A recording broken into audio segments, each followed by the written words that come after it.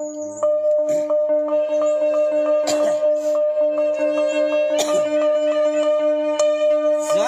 งเมื่อในว่าข้าก็ได้แล้วชัวบาลีเชียงวันข้าก็ได้ขึ้นอาคารลอยลอย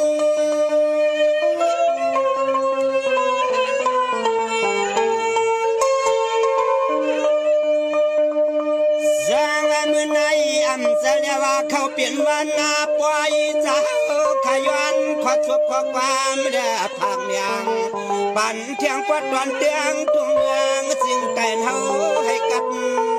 เย็นให้นอน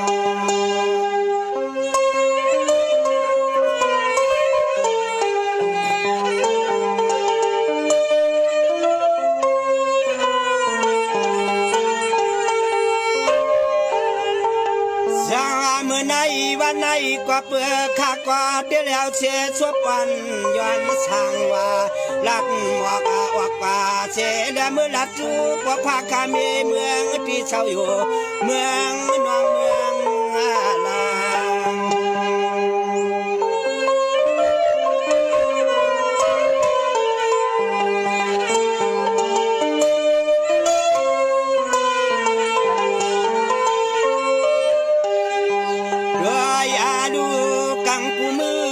ลางกูคำกูคืนนาเตียนนอ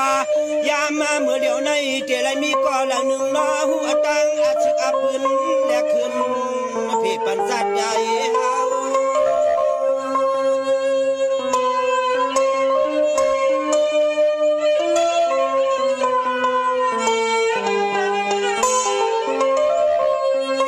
สังเมื่อเดียวในก็เพื่อว่าทุกขายับนาแก่ป่าสุกยับยุงนอ